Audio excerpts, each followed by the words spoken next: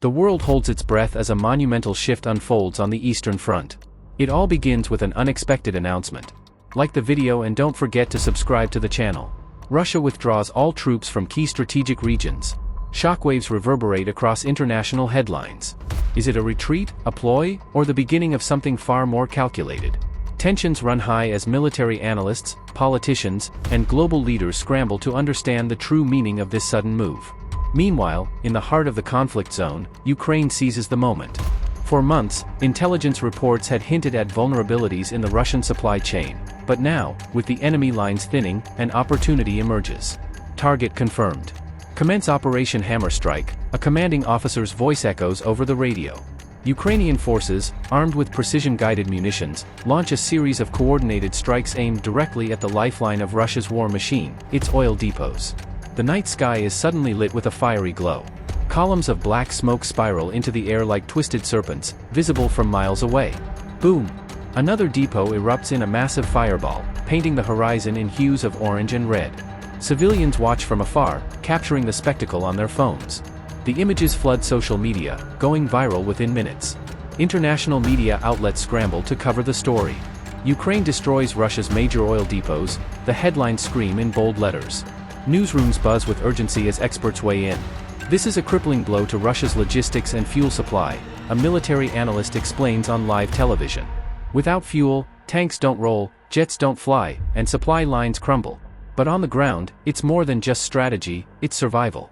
Ukrainian soldiers exchange glances of exhaustion and determination. For them, it's personal. This is payback, one soldier mutters as he reloads his weapon. The weight of months of siege and resistance is finally bearing fruit.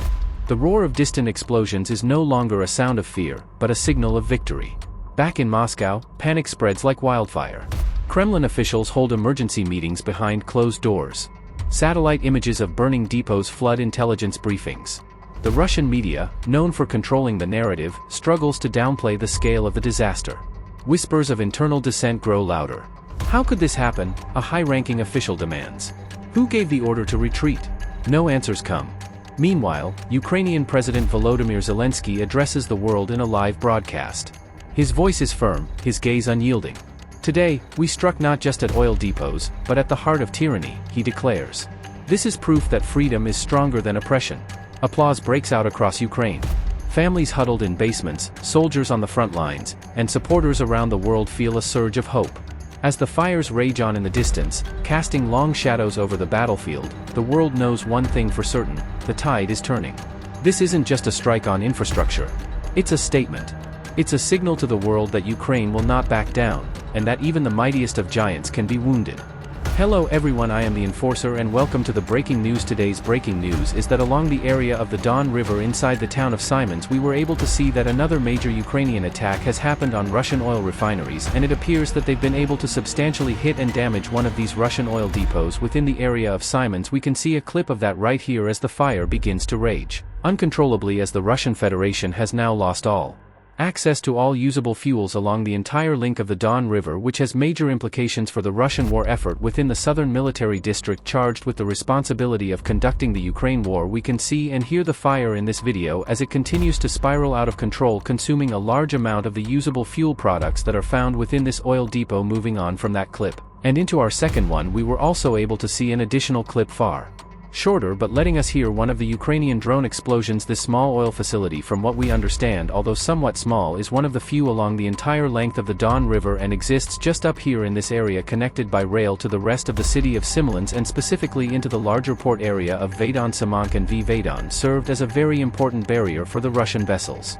that are traveling up and down the Don River. The Don River is a major economic artery and corridor for the Russian Federation within its southern region, as the Don River connects with the Volga River through a small series of canals here on the eastern side of the city of Volgograd, and also connects the Russians into the Sea of Aol and then into the further Black Sea, allowing trade with nations beyond Russia's borders, which could help them to support their war efforts. The Don River has been extremely crucial, not only in this matter but also in the matter of providing more military equipment and generally more supplies for the weakened and heavily battle a depleted Russian army that is continuing to conduct its fight inside of Ukraine at the moment. The fact that Ukraine has been able to destroy the Russian refueling node in Azov near to the port of Rost-Andon, they have now been able to destroy the Russian oil facilities at Kalik-Nadanu right along this port area right here, and then on top of that they were also able to knock out the oil facilities further down, and at Similot has shown that there has been a massive campaign by the Russians to completely knock out Russia's ability for the large part to conduct any sort of meaningful commerce or supply efforts along the length of the Don River. We also have additional footage showing the severity of the damage of what happened at Simons right here in this next clip, but nevertheless I cannot stress enough again this massive campaign that Ukraine has conducted on infrastructure along the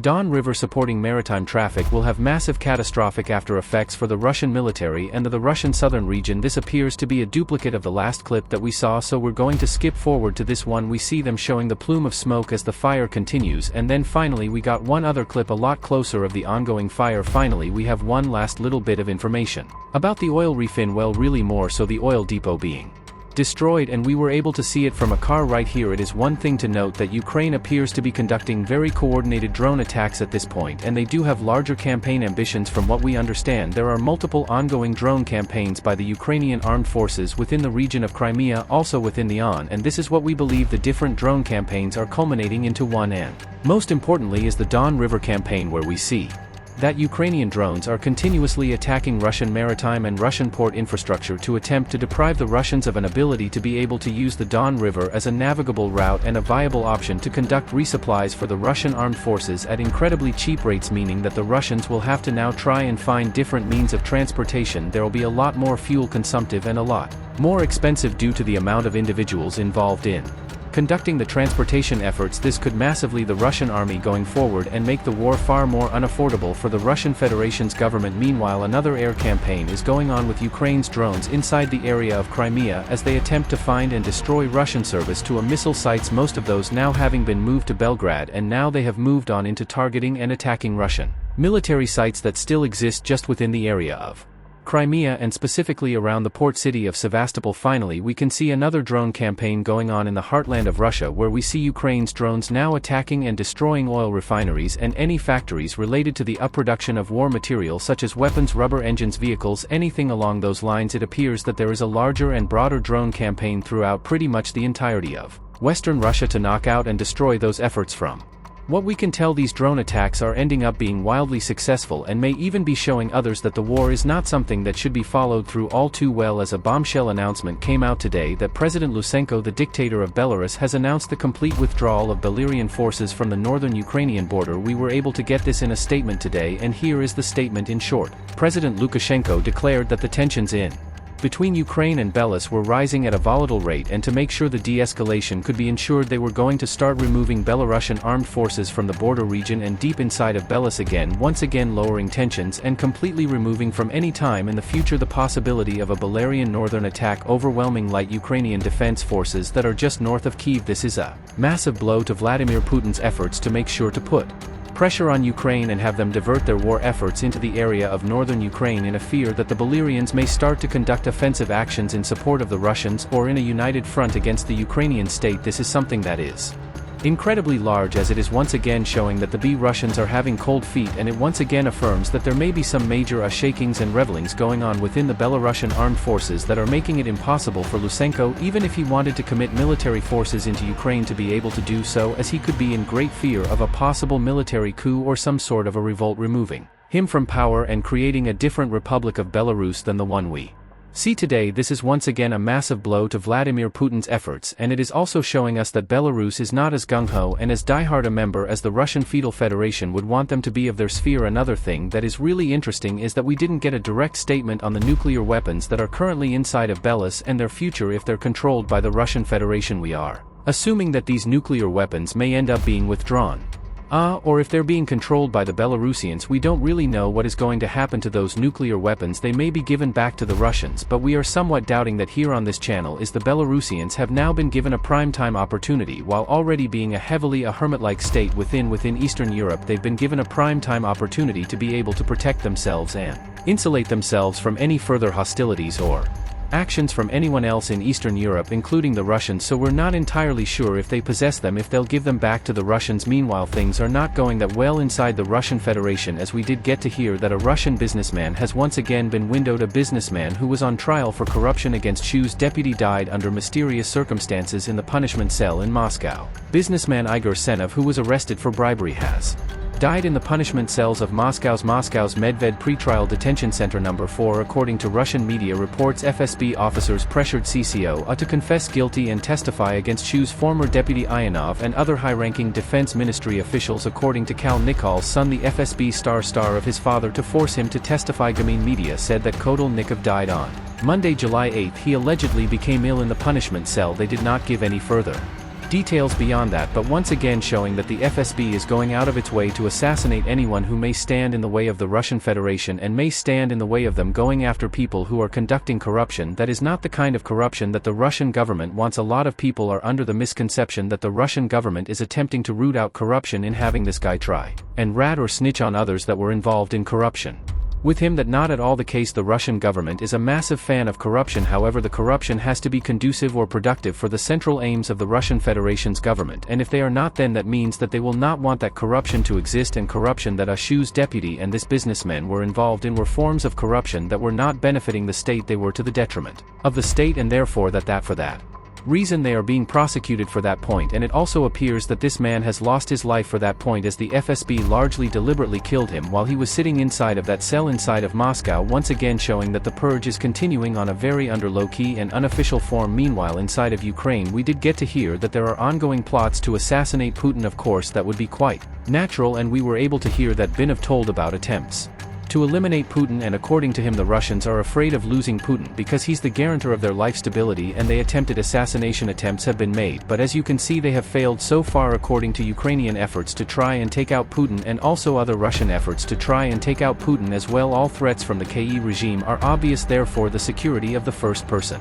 is ensured at the appropriate level, said Dmitry Pasov. And this is a statement by the Kremlin about the statements that Binov made today about possibly trying to take out Putin, once again showing us that there is an ongoing covert war in the background as both leaders try and position their intelligence bureaus and intelligence apparatus to be able to kill the other leader and largely stop the war dead in his tracks or cause a heavy demoralization within the other host country.